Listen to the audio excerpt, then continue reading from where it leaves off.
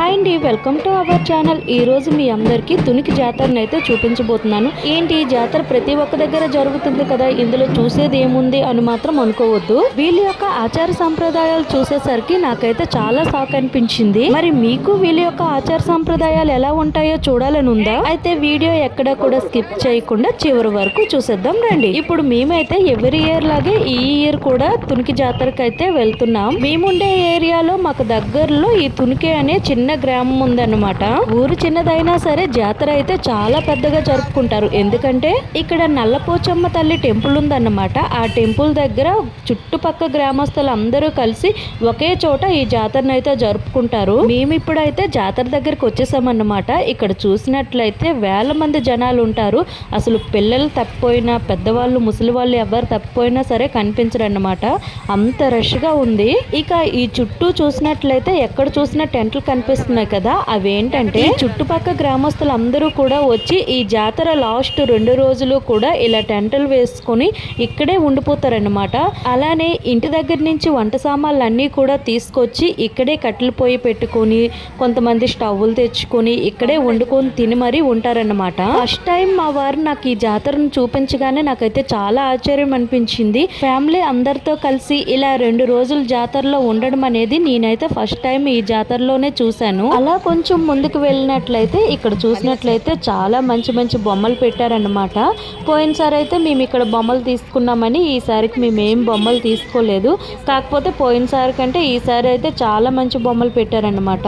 చూడడానికి అయితే చాలా లుక్ వస్తున్నాయి. అలా కొంచెం ముందుకు వెళ్ళినట్లయితే ఇవన్నీ కూడా కట్టెతో చేసిన ఐటమ్స్ అన్నమాట. కీ చైన్స్ అయితే చాలా బాగున్నాయి. అలానే పూసలతో చేసిన బ్రాస్లెట్స్ కూడా చాలా లుక్ వస్తున్నాయి. ఎక్కడ చూసినా సరే బోల్డ్ అనే బొమ్మలు అయితే ఉన్నాయి. నిజంగా డబ్బులు పట్టుకొని రావాలే కానీ పిల్లలకైతే ఇష్టం వచ్చిన బొమ్మలన్నీ కొనేయచ్చు. కాకపోతే ఇక్కడ పిల్లలని అయితే అస్సలు వదలకూడదు. ఎందుకంటే ఇక్కడ బోనాలు జరుగుతున్నాయి కదా, అస్సలు ప్లేస్ అనేది లేదు. పిల్లల్ని అయితే మేము అలా పట్టుకొని తిరుగుతున్నాం అన్నమాట. అలా కొంచెం ముందుకు వెళ్ళినట్లయితే మేమైతే టెంపుల్ దగ్గరికి అయితే వచ్చేసాం.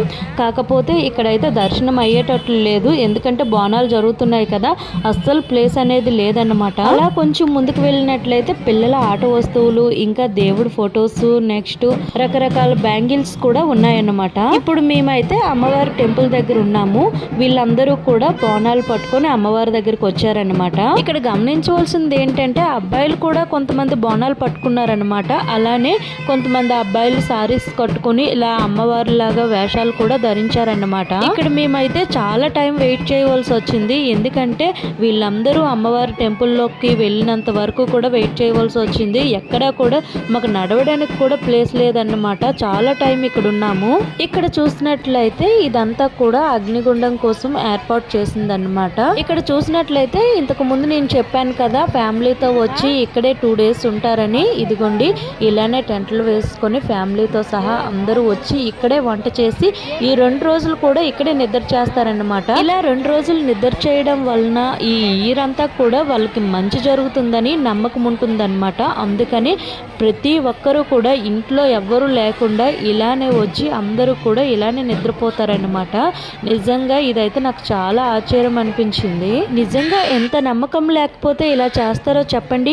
మీరెప్పుడైనా ఇటువంటి జాతరను చూసారా? ఇదంతా చూసాక మేము ఇప్పుడైతే చివరిగా అమ్మవారి టెంపుల్ దగ్గరికి అయితే వచ్చి అమ్మవారిని దర్శనం చేసుకొని ఇంకా జాతర లోపలికి అయితే వెళ్ళిపోయామన్నమాట. ఇక్కడ చూసినట్లయితే పెద్ద టైగర్ కనిపిస్తుంది కదా, మా పిల్లలు అయితే దీన్ని చూడగానే నిజంగా టైగర్ ఏమోనని చాలా భయపడ్డారు. నిజంగా చూడడానికి అయితే మాత్రం అలానే ఉంది. తర్వాత మా పిల్లలకైతే దగ్గరుండి చూపించాను. అలా వెళ్తూ ఉండగా ఇవన్నీ కూడా బ్యాంగిల్స్ షాప్ అన్నమాట. బ్యాంగిల్స్, ఇంకా చైన్స్, క్రిస్టల్స్, ప్రతి ఒక్క ఐటమ్ కూడా దొరుకుతుంది అనమాట. చూడడానికి అయితే లుక్ చాలా బాగున్నాయి. అలానే ఇది నైట్ టైం అవడం వలన ఈ లైటింగ్స్ లో వీటి లుక్ అయితే భలే ఉందన్నమాట.